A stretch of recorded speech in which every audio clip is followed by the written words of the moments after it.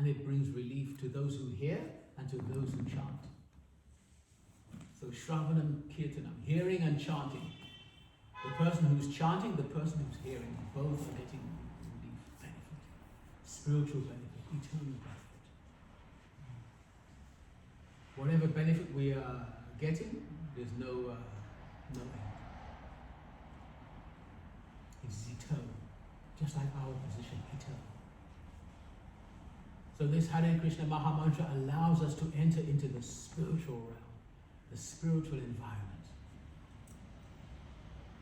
So it is our duty to constantly, always be associating with the spiritual environment.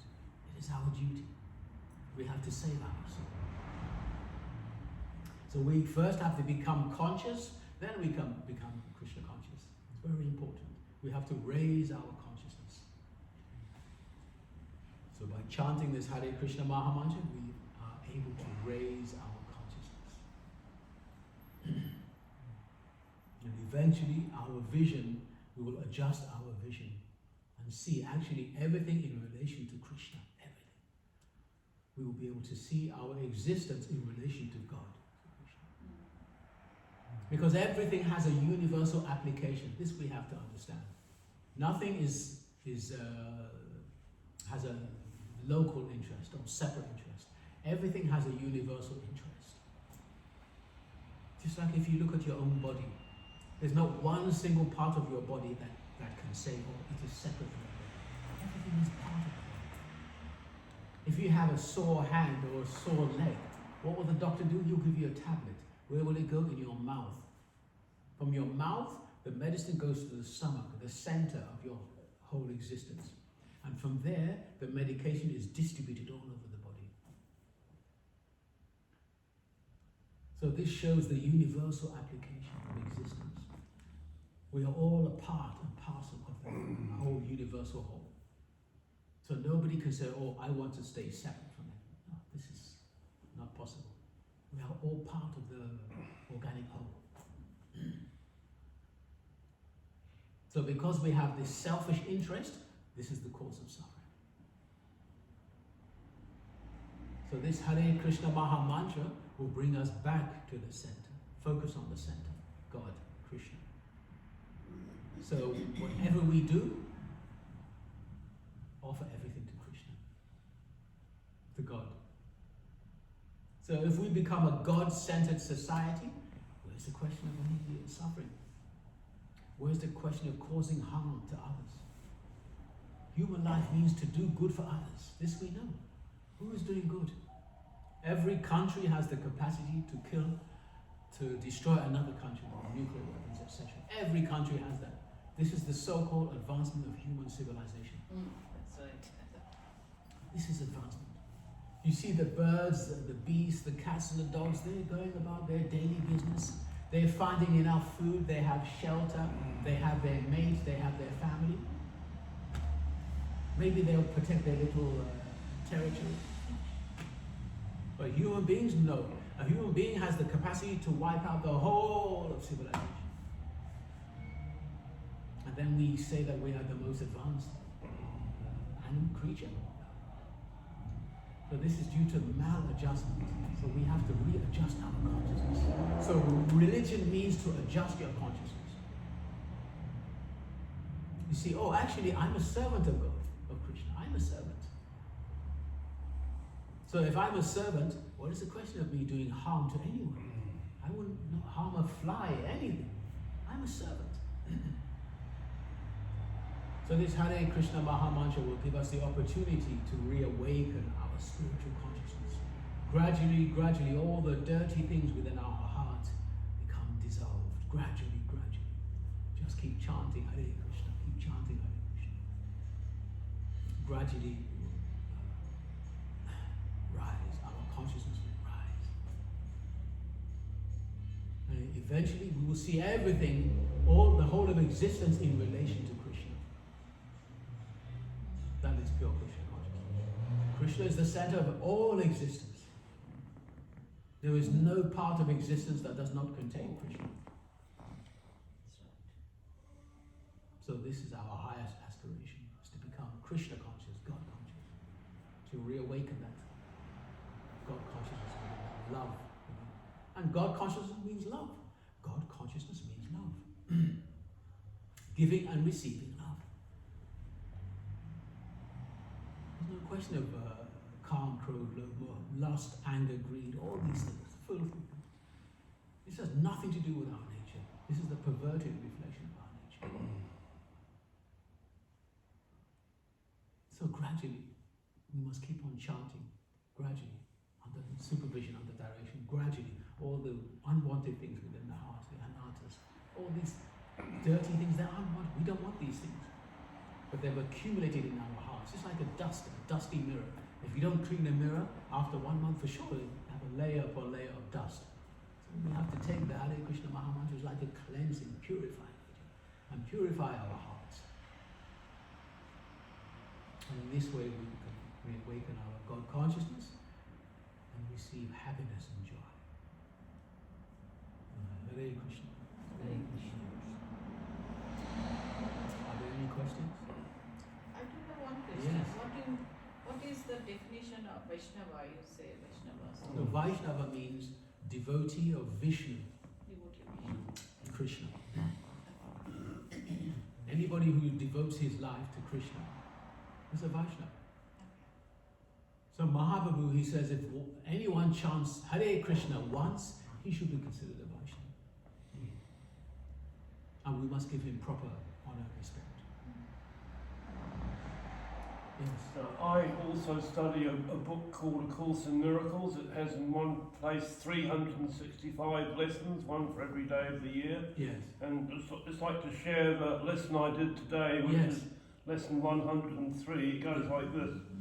God being love is also happiness.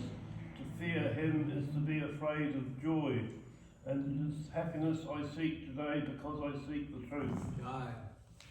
There's no question of fear. Where there's God, there's light. There's no question of fear. Mm. Fear means darkness, ignorance. How there can be fear in the presence of God? Well, people talk of being God-fearing Christians. This is manipulation. Mm. If I want to control you, then I will put fear in your heart. Don't do this, don't do that. Or you go to hell for eternity. Imagine, God loves us so much. He has so much love and sympathy for us and empathy for us. But he will only give us one chance, and one chance only. And if you don't manage to succeed, you go to hell forever, for eternity. That's not love. Any rational person will understand. Even the mother or father will, how many times the child misbehaves. And maybe get some punishment, but again, how you love you will diminish. Yeah, that's right. Yes. Is hell not a material place? Sorry? Is hell not a material place? Yes. So hell has a beginning and an end also, yes. The only place that is eternal is the spiritual kingdom. Otherwise not. So by definition, how you can go to hell eternally. If you go to, if hell is eternal and heaven is eternal, that means that hell must be a part of the spiritual kingdom. It must contain those spiritual attributes. So it is actually opposite. It is counter. So you may go to hell, but that will be until you wake up. Just like prison. Yeah. Now we are free. If we do something wrong, we'll go to jail for a short period of time, serve the time and come out back into the environment. Yes. Normal, happy environment. But who's going to go to prison forever and ever and ever? Doesn't make sense. So when they say, oh, one chance and one chance only, first of all, they say there's no reincarnation. This is the only one chance you get. So for them, everything is one chance only, one chance only. But he's a loving God. He'll only give you one chance, but he's all loving, all merciful. Just see the contradiction. Yeah. God is a loving God. Yes. Whatever name we might call Yes. it, the people who represent him sometimes are not. Yes. Yeah. This is fear controlling tactics, manipulation tactics. Very easily you can control the matter. I'm surprised when I see so-called intelligent, rational, intelligent thinking human beings. When you ask them the question, but only one chance? I have one friend in London, he's Christian, very nice gentleman, apparently very intelligent. I say, but God will only give you one chance. In our society, you have children. Your child does so many bad things. Once he was fighting, he was drunk, he was fighting, he had to go to court. Judge gave him a fine. So he got punishment, but punishment finished, is gone. But God, the punishment for God is eternal. And this is, what is this? And He's all loving. Beyond material so-called love. He's all loving, spiritual love. But He's only giving you one chance. So this is contradiction. He's all merciful, all loving. So we are very fortunate. And He says, Neha Bikram and Ashosti. So if you try to love Him and you fail in this particular life, no problem. The next life you will continue. You'll be given another chance, you will continue. We do not have time frame because there is no time. But you'll be given another chance and another chance. Why? Because He is all loving. Yes. He wants us to enter into a loving relationship with Him. He wants that very much. He loves us much more than we could ever love ourselves. All love. So, love conquers all, actually. That's right. Love conquers all. Love is beyond power. Well, there's no opposite. It's all encompassing. Beyond knowledge. Love. Love conquers everyone. All love. Love is real and fear is illusion. Yes. Tangible.